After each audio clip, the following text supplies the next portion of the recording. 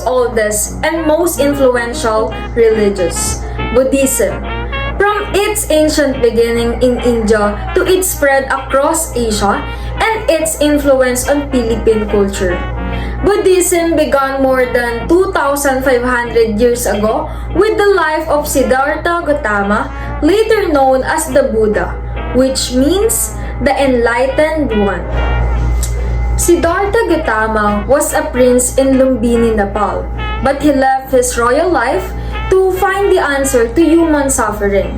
After meditating under the Bodhi tree in Bodh Gaya, India, he reached enlightenment. Siya ay tinawag na Buddha, which means the enlightened one. Ipinapakita nito na kahit may marangyang buhay si Siddhartha, hinahanap niya pa rin ang tunay na kahulugan ng pagdurusa at kapayapaan. Ang kanyang pag-alis sa palasyo ay nag-abot ng kaliwanagan at naging simula ng Buddhism. Bodhi tree. This is the tree where Buddha meditated and gained enlightenment.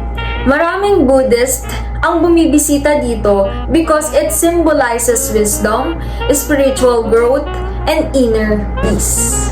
Lumbini is the birthplace of Buddha, marking the start of his journey.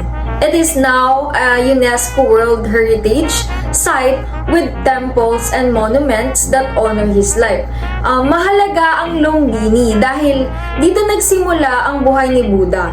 Ngayon, ito ay lugar ng kung saan ipinapakita ang paggalang at pag-alala sa kanyang mga turo. Early Buddhist monks or meditation scenes shows how early followers practice Buddhism. Meditation helps clear the mind, understand oneself, and achieve inner peace. Makikita rin dito ang simplicity and discipline sa buhay ng mga monks. This map shows how Buddhism traveled from India to countries like Sri Lanka, Thailand, China, Japan, and Tibet. It helps viewers understand how widespread Buddhism became. Ang pagkalat ng Buddhism sa iba't ibang bansa ay patunay na malawak ang impluensya nito at tinatanggap ito ng maraming culture dahil sa mga aral, lessons ng kapayapaan at pag-unawa. The Four Noble Truths explain the core teachings of Buddhism. Suffering exists, has causes, can end, and there is a path to end it, Eightfold Path. This path guides people in ethical living, meditation, and wisdom. So, ito yung pinaka-essence ng Buddhism, kung bakit may pagdurusa at paano ito matutugunan sa pamamagitan ng right mindset, tamang gawain, at tamang pamumuhay.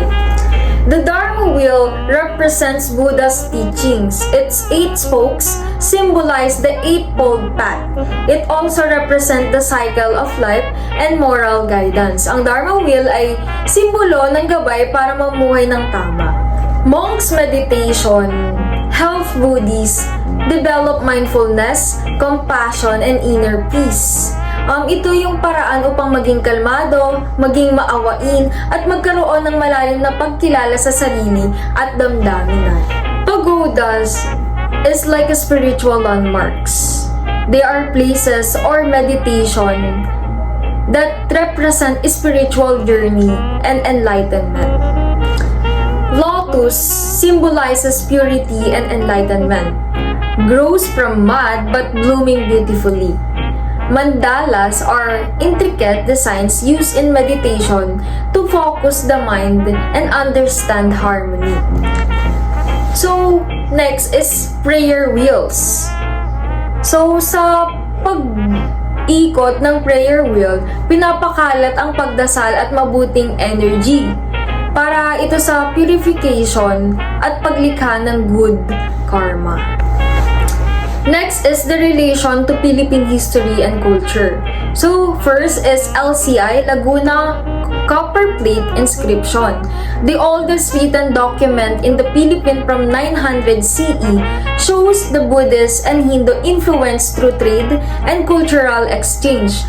Kahit bago ang Spanish, may exposure na ang mga Pilipino sa Buddhism.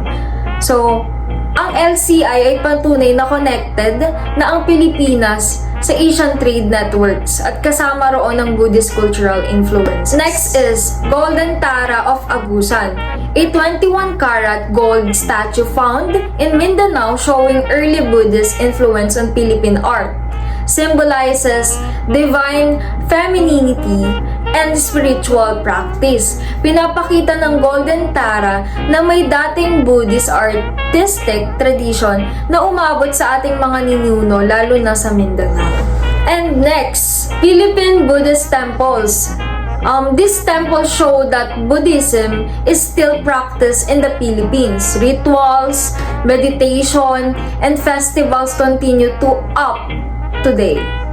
Ipinapakita ng mga templong ito na buhay ang Buddhism sa bansa natin. May active community at mga regular na gawaing spiritual. Venerable Master Xing Yun, founder of Fo Guangshan Temple, originated from Kaohsiung, Taiwan, started to spread the good teaching of Buddhism in Cebu. Number of devotees grew substantially that reached Manila. From one-room condominium, temple devotees and volunteers further increased exponentially. Compassionate venerables, with the help of the devotees, have successfully created a sacred place called Mabuhay Temple, a place like heaven when you can find peace and harmony.